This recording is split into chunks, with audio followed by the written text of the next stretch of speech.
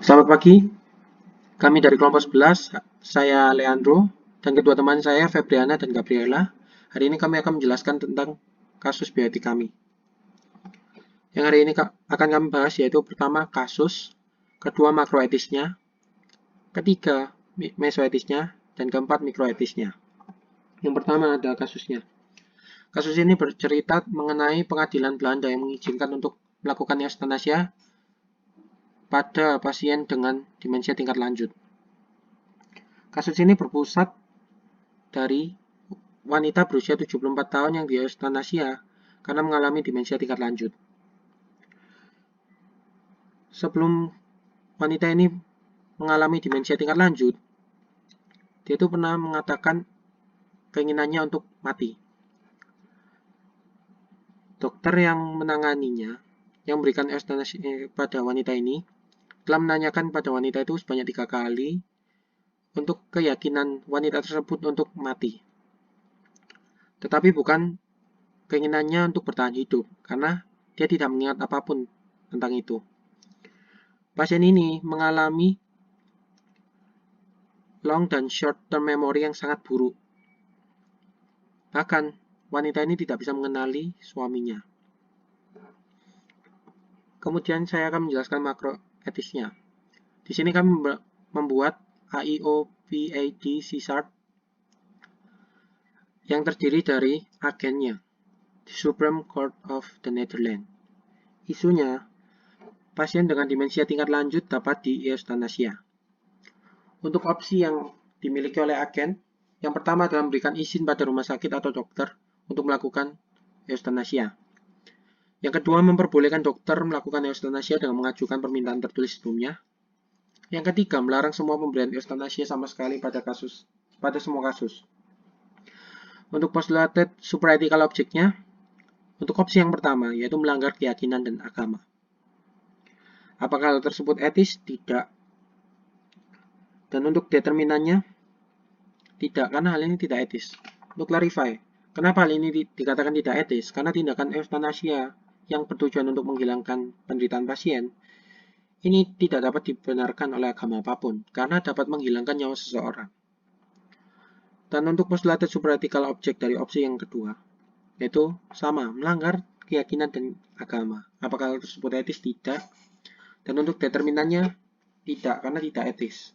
Untuk clarify-nya sama, tindakan euthanasia ini dapat menghilangkan nyawa seseorang. Dan untuk opsi yang ketiga, melarang semua pemberian euthanasia sama sekali pada semua kasus. Untuk postulated supraethical object-nya menghentikan pembunuhan terhadap manusia. Dan apakah hal tersebut etis? Iya, karena di sini itu untuk menghentikan pembunuhan. Dan apakah determinannya? Iya, karena hal ini etis. Dan untuk clarify-nya, hal ini tuh berarti menganggap bahwa euthanasia merupakan pembunuhan, meskipun dapat membuat kita memaksakan orang lain untuk percaya dengan persepsi yang kita miliki. Kemudian untuk kesimpulannya, secara makroetis, opsi yang paling tepat untuk diambil oleh agen adalah melarang untuk memberikan euthanasia pada semua kasus. Hal ini dikarenakan pemberian euthanasia sendiri dapat menyebabkan kematian, dan pembunuhan ini tidak dibenarkan oleh agama apapun, meskipun untuk menghilangkan penderitaan pasien.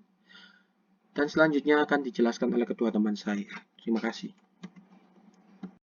Di sini saya akan menjelaskan mengenai mesoetis.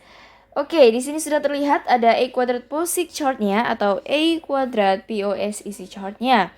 Di mana di sini kita mempunyai agen yaitu dokter dan tenaga kesehatan, dan kemudian action being considered yaitu melakukan euthanasia pada penderita demensia tingkat lanjut, dan CEO of action according to agent adalah untuk menghilangkan penderitaan pada pasien. Lalu apa saja option agent yang according to assessor? Option open-nya ya tentunya. Di sini ada 3. Yang pertama, mengambil keputusan dengan hanya melihat dari satu sisi saja, yaitu sisi pasien yang ingin melakukan euthanasia tetapi bukan keinginan untuk bertahan hidup. Yang kedua adalah bersikeras melakukan euthanasia dengan ancaman kehilangan pekerjaan. Dan yang terakhir adalah melarang semua pemberian euthanasia pada semua kasus. Oke, sekarang kita lihat menuju ke tabel CO of option according to assessor. Dimana kalau option open yang pertama kali, jelas ini kita secara tidak langsung sudah tidak menghormati kebebasan dan mengambil keputusan hanya berdasar satu pihak tanpa persetujuan pihak lainnya. And is this CO ethical? Jelas no. And what is the final ethical option? Yaitu tidak valid ya, tidak kita terima. Why? Karena tindakan ini memang keputusan pasien sendiri. Akan tetapi dalam pengambilan keputusan, seorang dokter itu tidak seharusnya mengambil keputusan secara sepihak tanpa menilai keputusan dari pihak lainnya.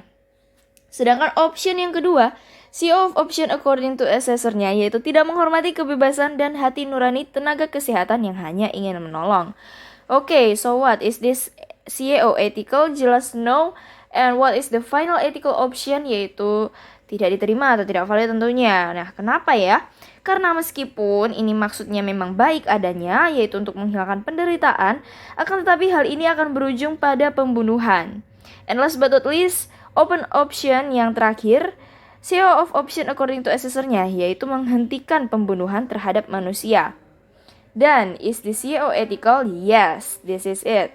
Final ethical option-nya jelas valid. Mengapa ya hanya ini yang valid? Karena ini merupakan opsi terbaik daripada memberikan eutanasia. Lebih baik melakukan perawatan terbaik dan membiarkan sang pasien tersebut yang meninggal secara alami. Dari chart yang ada tadi, maka kita menarik kesimpulan bahwa secara mesoetis, opsi paling tepat yang dapat diambil oleh agent, yaitu dengan melarang melakukan eutanasia, karena apabila dilihat dari kasus, kondisi pasien ini sedang mengalami demensia lanjut. Kemudian mengambil keputusan secara sepihak melalui persetujuan sendiri jelas salah ya. Walaupun memang kalau kita lihat tadi, hal ini bertujuan agar sang pasien tidak merasa menderita. Akan tetapi hal ini tidak boleh dilakukan karena dapat menghilangkan nyawa pasien tersebut. Sekian dari mesoetis, selanjutnya akan dijelaskan oleh teman saya. Kemudian secara mikroetis. Charge yang digunakan ialah AOPED-C charge.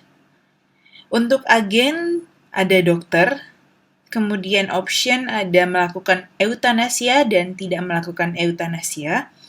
Untuk postulated ethical object, dari melakukan eutanasia ada pembunuhan, tidak menghargai hidup, melanggar HAM, melanggar kode etik kedokteran, menghilangkan penderitaan pasien, dan mengurangi beban keluarga pasien.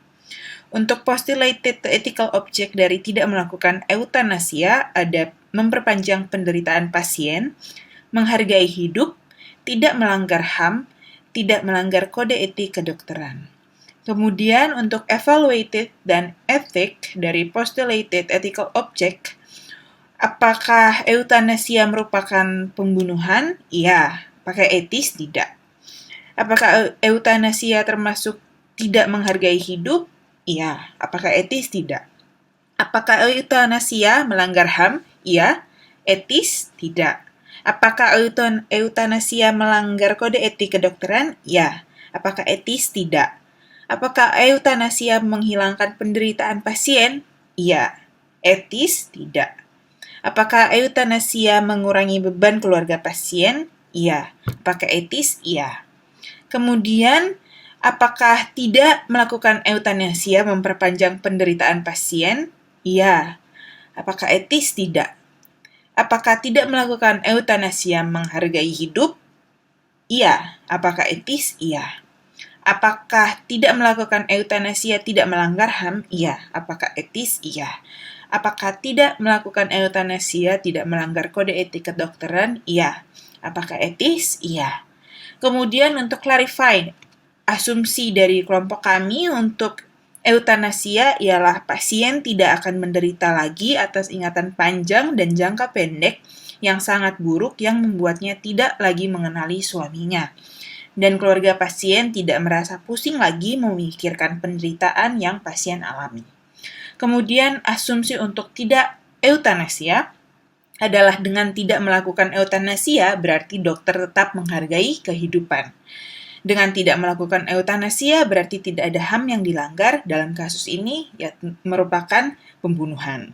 Kemudian dengan tidak melakukan eutanasia juga tidak ada kode etik kedokteran yang dilanggar oleh dokter.